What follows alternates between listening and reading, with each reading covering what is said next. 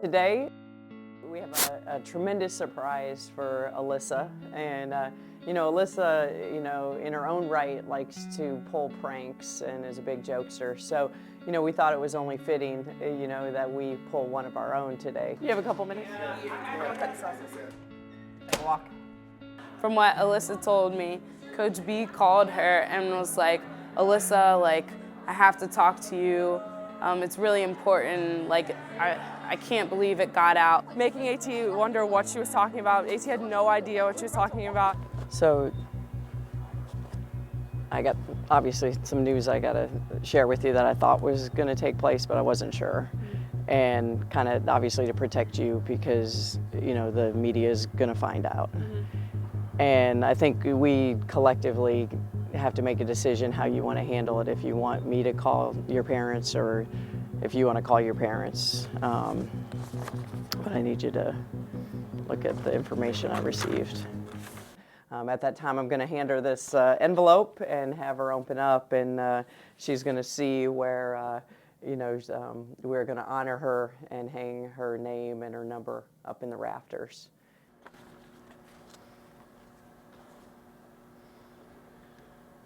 We want to know if we can hang your jersey into the rafters on senior night. Oh, you scared me.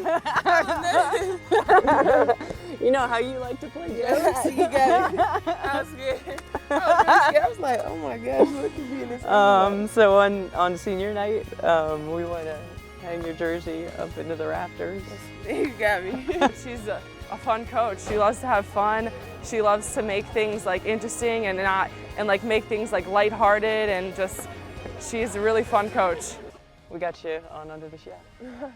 Oh yeah, I got We got her. We got her. We're perfectly good. Tom's out here, so we're just talking at the table because I'm. Oh yeah, I didn't even see you out here. I thought that was great. I mean, such a huge honor to be a part of this building forever now for her. It's just incredible. And who deserves it more than a player who's achieved so much for this program and done so many great things, and that great ACC tournament championship a couple of years ago, and who knows what this year has in store as well. But that's just a great moment to witness. And I was sitting right over here, about 50 feet away, and she was just grinning ear to ear. It was a fantastic moment. I had no idea. I was actually scared. She really did scare me. But I had no idea what was coming. First of all, she's never in trouble. So, I don't know what she thought she could have done wrong, but the stage was set, so I think maybe when I put in that we had to call her parents and we dropped the media. Yeah. Those two of that got me. what did I do? Obviously you have to be in elite company. This doesn't happen all the time, but when you talk about a two-time All-American, soon-to-be three-time, two-time ACC Player of the Year. The numbers, what she's been able to accomplish for this team and for this program. But when you go up in the rafters, with the 2006 National Championship team and the success that the players that have been honored in the past have had, obviously you have to do it day in and day out and consistently. Alyssa has shown that, her ability to, put this team, on her shoulders consistently, night in and night out. Going up there with the best of the best, and that's where you belong. That's awesome. Thank you. I got fun, but watch out. I'm going to be in contact. I got something up my sleeve. People don't know this about Alyssa, but she's secretly an evil genius, and she's a little devious. And I think she's influenced me in a negative light. And has made me a little bit devious as well, but I can't give any examples for the camera because then they'll catch on to our secrets. So I hope Coach B is on her toes. Alyssa will get you. I know from personal experiences whenever I live with her, so whenever I walk in or anything, she finds a way to scare me twice a day at least. I'll know she's there, but yet she still gets me. So I'm worried about Coach B and what can take place, because anything's possible. I think Alyssa has a little trick up her sleeve where she will seek revenge, but it'll be on the low, so we won't really know about it. And who knows what it'll be, but I know she's going to pay her back somehow, but I guess the time we're going to have to wait for that. You mean if I get asked by Alyssa to participate in something against Brenda? Oh boy, what a dilemma. Where does my loyalty lie? If it involves bodily harm or damaging her reputation, I might have to pull out. But if it makes me laugh, I might participate.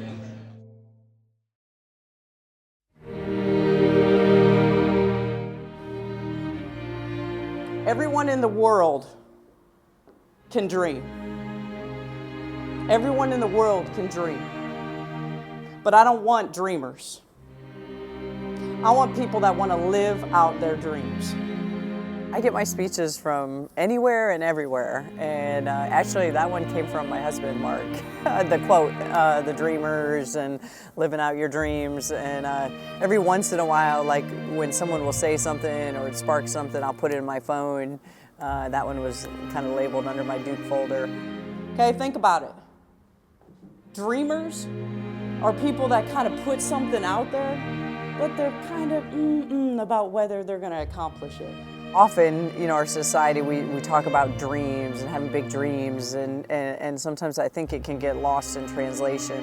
You know, there's dreamers out there that put things out there, but aren't really willing to take, you know, all the risks that are involved in order to live out those dreams. And I think it's a lot harder, obviously, to live out your dreams. If that was the case, everybody could do it. Dreamers are people that have kind of one foot in, but the other foot is out when things and obstacles start to come into place. Dreamers are people that want to be comfortable. Dreamers are people that are afraid to fail. Dreamers don't want to take a risk.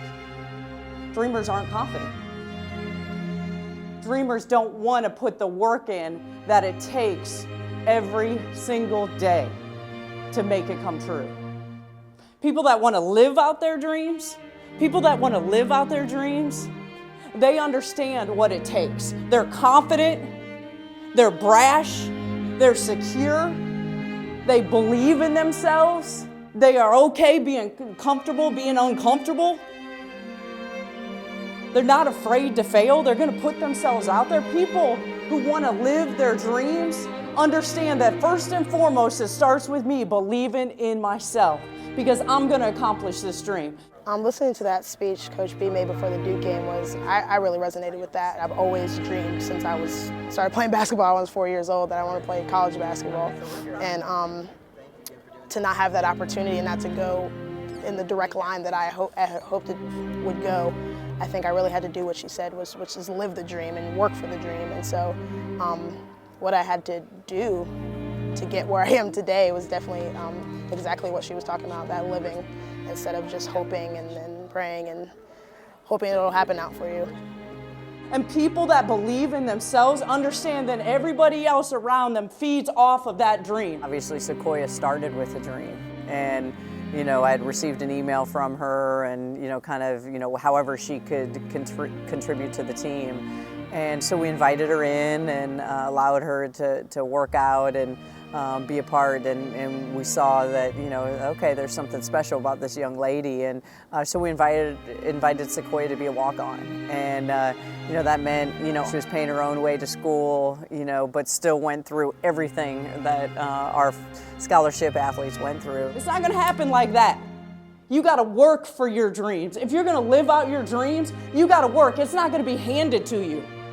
I guess my dream really was to play college basketball with a scholarship. I guess that was the real dream, you know, to relieve my parents of that financial stress. And so coming to College Park, coming into the University of Maryland without a scholarship, but still kind of being on the team that first semester, you know, that was half the dream, really. If that was going to be the case, everybody could do it, right? Not everybody gets to live out their dream. And then at Christmas, you know, had decided, you know, to go to our administration and wanted to put her on a full ride scholarship. And so, you know, really she won us over within a semester, you know, and really only my second walk-on to earn a scholarship in their time. And so this is a dream come true.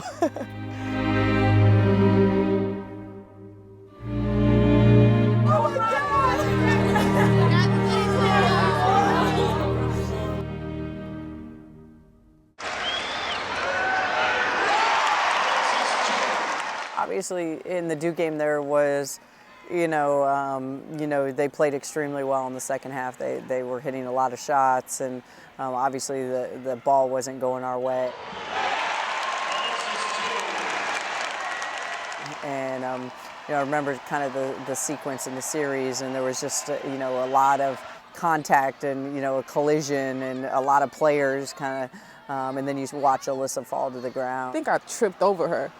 So when I got up, then I looked, then I saw she was down and she was holding her knee. When Alyssa falls and she stays down, that doesn't happen very often. So obviously, I thought our trainer did a great job getting out to her immediately and assessing the situation. Kind of, summed up, our second half just of, a lot of things kind of going wrong. First thing come to my mind is like, oh my God, like, what is it? Like, no, it can't be that, it's not that. I looked on the bench and she wasn't on the bench.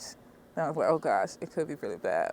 But then next thing you know, she comes back in the game and I was like, oh yeah, there she goes. When things aren't going your way and clearly the game is out of hand. One of our coaches, talked about, getting AT out to rest her at the end of the game. And if we take AT out, she'll be insulted. 3 minutes isn't going to matter. She'll be like, we quit. I know with Alyssa, her mentality, and when you take her out at the end of the game, it tells her that we've given up, and there was no way I was going to allow her to think that this coaching staff had given up, on this game and until the final horn. It just shows her heart and her fight and her will to want to win that game when we played Duke. And I mean, it just shows a lot for her. It just shows a lot about her toughness.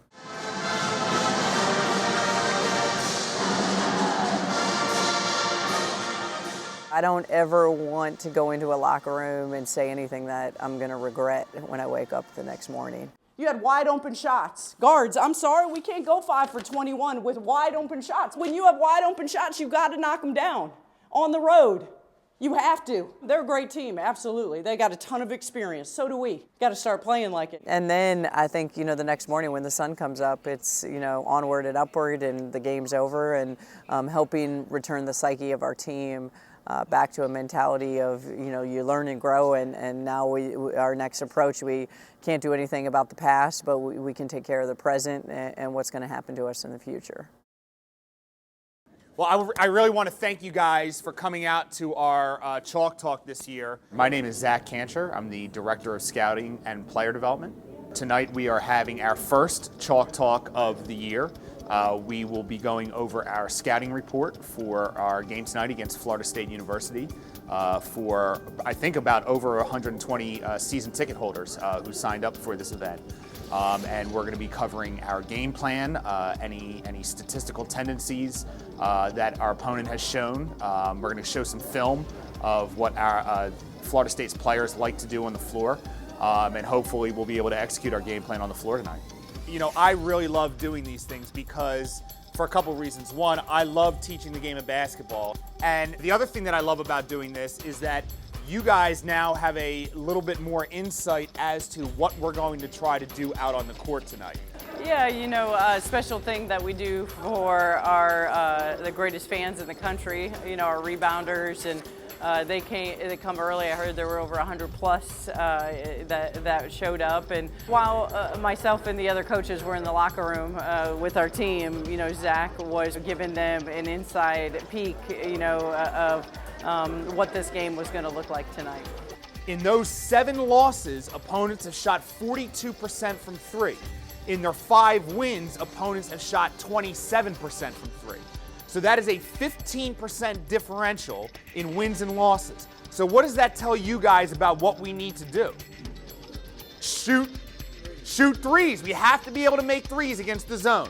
All right. This is actually the night of the game. We're about an hour and 20 minutes before tip-off. I don't know too many programs that would allow a camera to film what our actual game plan is tonight. But, I think, and Coach Frese would probably agree, that it is less about what we're trying to do offensively or our strategy, and about whether or not our players are prepared to perform and how well they go out and actually perform on the court. That was interesting.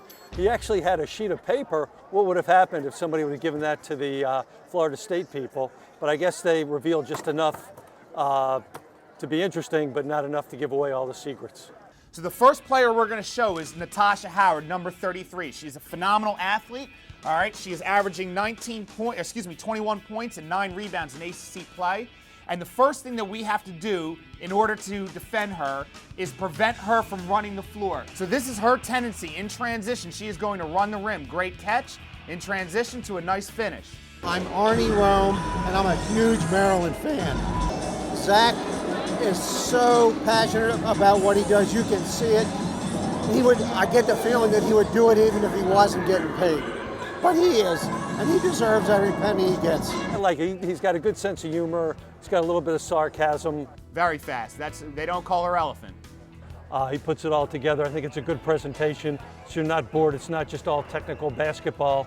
There's some humor involved, a little bit of sarcasm, so it's fun to listen to him. The next player we're going to show is number 5, Cheetah Delgado. All right, her name is Cheetah. That means she's small and fast, okay? She's somebody who's going to have the ball in her hands all the time. Now, she's a very erratic shooter. She only shoots 21% from 3 in ACC play, and she's what's called a high-volume shooter, meaning she requires a lot of shots to make shots. So she is not efficient, but she can make these shots. So if we get her away from the three-point line, we do something called running her off the three-point line, it's going to make her more inefficient. And some of the things I learned were really what coaches have to plan for and how they read other teams' defense. Also, I think it's very passionate about what he's saying. It makes you understand the game. You see the game from the coach's point of view, not from the fan's point of view. You see the basket before there is the basket. You know, we could do all of this, right? We could game plan, we could draw cuts, we can do film, right? But if our players are not prepared to play, right? If they're not ready to come out and play 100% and execute the game plan, then it doesn't matter what we do here. None of this matters, okay? We have the players. It's just a question of, are they prepared mentally to go out and do it? And I think that you're going to see a team on the floor tonight that's very hungry to do so. You can see the things, the tendencies that he pointed out as you watch the game, both offensively and defensively. One of the things he said is 33 was a good player, and I think she ended up with 35 points.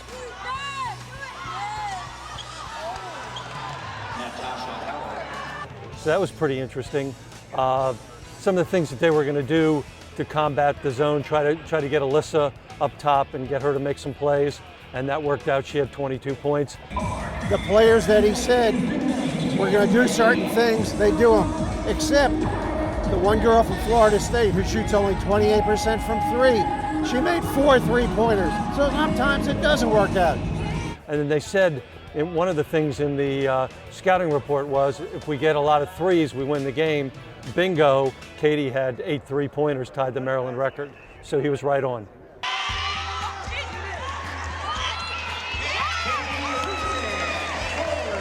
Well, we knew they were going to play zone for 40 minutes, so we knew the corners and some in the middle were going to be open, but we just utilized, my teammates just found me, and I was surprisingly open a lot, and I knocked down shots, which is what we needed and what I need to do, so it was easy. My teammates just found me every time.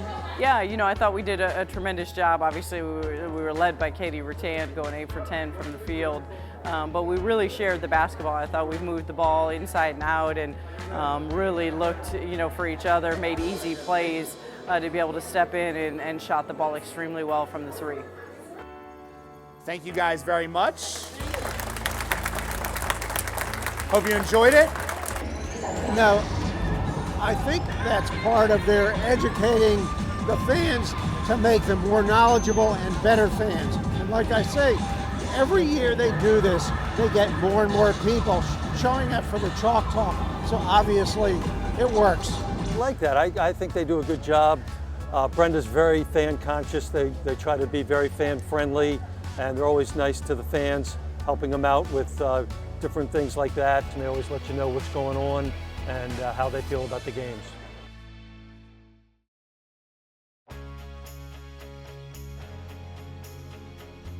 Shea Duran was, one of the, our very first recruit that we were able to sign here at Maryland, and what a difference maker she was. You always remember, the first kid that you've signed to your program, and You know, just a fearless competitor. You know, our alum, you know, they're great. I mean, they continue from overseas and from afar in their profession. They continue to follow our program, and received a really nice video message from Shay when we had, you know, I'd won our, you know, 300th game in Maryland. Coach B from Mother Russia, just wanted to wish you congratulations on your 300th win.